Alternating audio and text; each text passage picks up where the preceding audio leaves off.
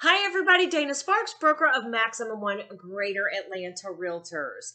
And today's contract tip has to do with, it's not a contract tip, it's an overall tip. Building trust with the seller is a priority every agent should have, especially in this seller's market that we're in. The question is, how do you trust someone to deal with the biggest asset that you own? Well, this is what you have to convey to your sellers, so let's break it down. So I have written down 5 easy ways to build trust with a seller, but stay tuned till the end. I have a bonus tip that will help you stand out in a crowd. So the first thing I wrote down is number 1, you want to make sure to ensure your credibility with your public seller. So how do you do that? Well, again, this is one of the biggest assets that your public sellers or your public people in general are dealing with, is the sale of their home. And let's face it, right now there are a lot of real estate agents in the market, some experienced, some not experienced, some just lucky, some that work very hard. There's all sorts of experience levels. There's people that know people, so forth and so on. So how do you establish your credibility? Well, there are a lot of ways that you do that. You can do that with referrals, with testimonials, with all sorts of, with articles, with your statistics. I'll get into statistics in a minute. So how do you get referrals and testimonials? Well, with every past client with whom you've worked, you want to solicit a testimonial. Where do you put up those testimonials? Put them on your agent website. Put them on your social media. Even if you just have them written out as letters, send those letters, include them in your listing package. Send those to a potential seller before you go on your appointment with a pre-list appointment, or take them with you. But you want those referrals, a referral from someone that they know, or a testimonial letter. And another way you can build credibility is with, well, before I get to that, regarding the testimonials and the referrals. Let's face it, there are industries out there, multi-million-dollar industries, that have created themselves out of just this concept in and of itself. Look at Yelp. Look at TripAdvisor. Look at all of those.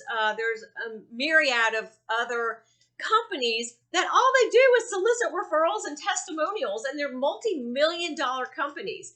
Well, obviously, they work for a reason. And it's just really interesting because if somebody hears that somebody else used a service, used a product, had a good experience with it, they tend to believe that, regardless if they know that person or not. So again, your testimonials and your referrals go a long way. Additionally, Zillow. Every agent has a free Zillow account.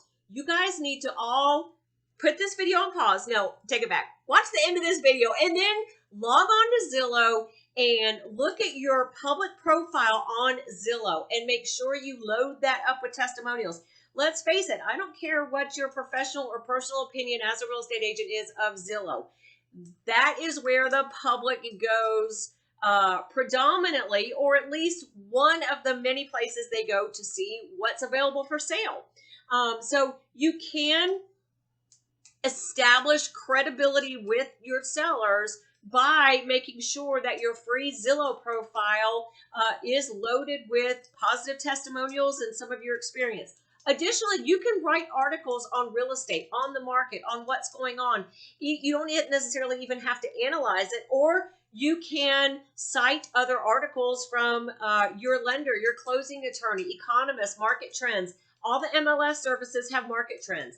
But write articles. Your homeowners association would love articles for any newsletters that they publish or any online information they have. There are a lot of places where, even on your social media, where you can put out some information that establishes you and cements your position as a credible real estate agent in the eyes of your seller. Another way to build trust with your seller is your statistics. Third-party statistics, again, go a long way. Whether they are your personal statistics or your company's statistics, or the area statistics, or a combination thereof. So you can log on to your MLS service, FMLS, Georgia MLS. You can do searches a variety of ways for just your statistics if you're an experienced agent who has been in business for a number of years. If you are a newer agent, you can use your company's statistics, but there are a number of statistics that you can get from the MLS services that will establish, again, another third-party resource to help a seller trust you with one of the biggest assets in their life to help you sell that property and protect that property. There are things like days on market, list price to sale price ratio, the number of listings that you have, the number of buyers that you work with. There are all sorts of statistics that you can get from your MLS services. By the way, that is another reason when the market is a different market, when it's a buyer's market more rather than a seller's market, you are going to want to be able to show those third-party statistics. And so even if you agents are getting properties under contract very quickly, there is still a big incentive for you to add your listings to the MLS services. Number 3, the third way to build trust with a seller to get them to choose you over another agent is education and setting expectations. Again, this is a huge deal for your public, and you definitely want to make sure to educate them on the process of selling the house, on the time frames, on all the parties involved, the agent, the co-op agent, a broker's role, a lender's role, a closing attorney's role, inspectors, appraisers, so forth and so on, surveyors, title searches. You want to educate them regarding everything involved. Just getting a property under contract is just the very, very first step of a very long and potentially arduous process of holding all of these parties together for a successful closing. There's also a ton of education and setting expectations with timeframes. What are the timeframes in a contract? What is, especially contingency timeframes, what is the importance of meeting those timeframes? What are the consequences of not meeting those timeframes? Who has termination rights? If termination, and when I say termination rights, any and everybody can terminate a contract. The issue is, are they protected by terminating by default or within an agreed upon contingency prior to the expectation of that contingency? Going over all of these issues with your sellers and making sure that a seller understands what their termination rights are once they sign a contract. They are binding. Generally speaking, here in Georgia, there are many more termination rights with protection for earnest money for a buyer than for a seller. Additionally, setting expectations with timeframes, going over and with disclosures and responsibilities and consequences of not meeting those responsibilities. There are forms you can find. GAR, Georgia Association of Realtors, has a form about the timeframes in a contract.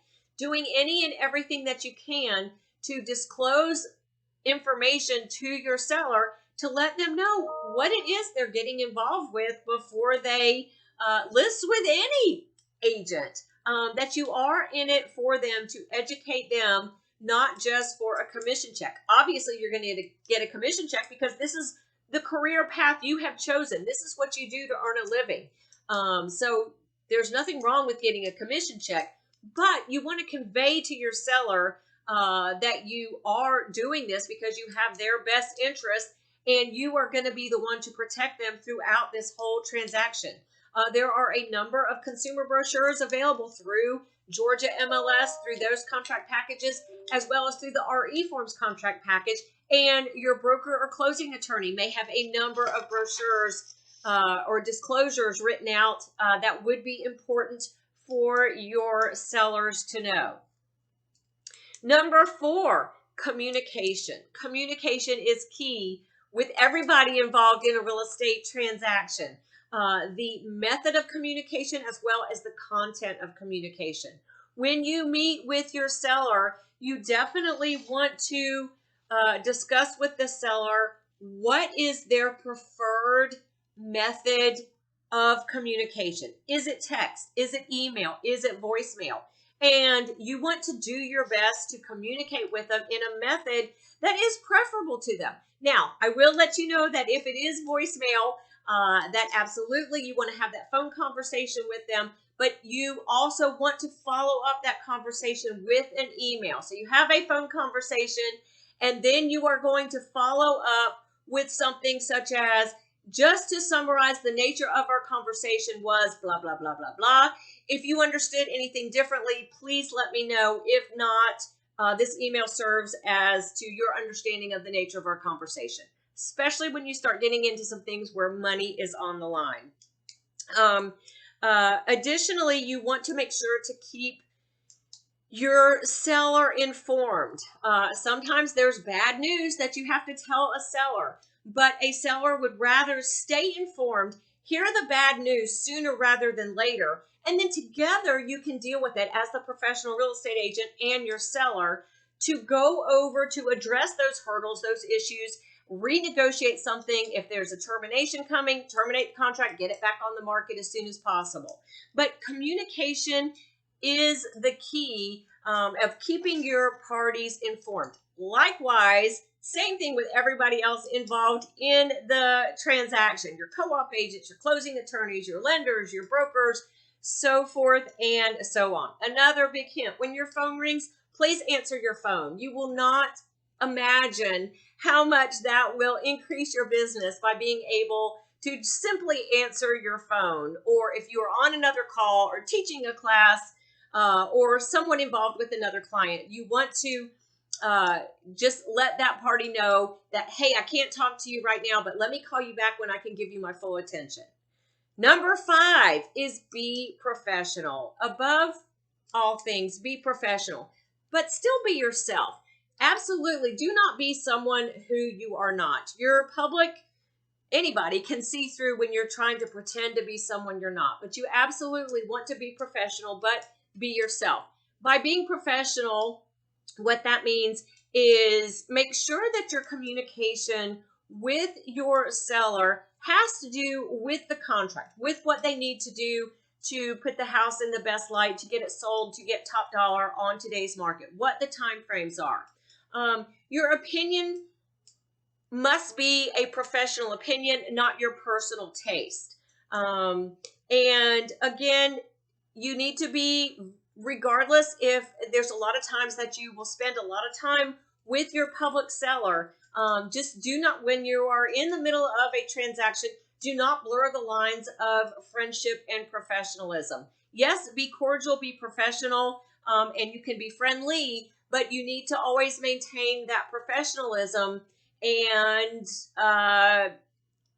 not interact with your seller in a way that is too informal, because they have still hired you to do a job. And perhaps after the transaction, I know a lot of agents who throughout transactions, their clients have become really good friends. But again, while you are in the middle of a transaction, maintain your professionalism with respect to your opinions, with your respect to advice, with your respect to presenting an offer, a counter offer, an amendment, interacting with co-op agents, closing attorneys, so forth and so on. Also, always remember that regardless of your perceived relationship with the public, anytime somebody has a cell phone, you are potentially being recorded or videotaped.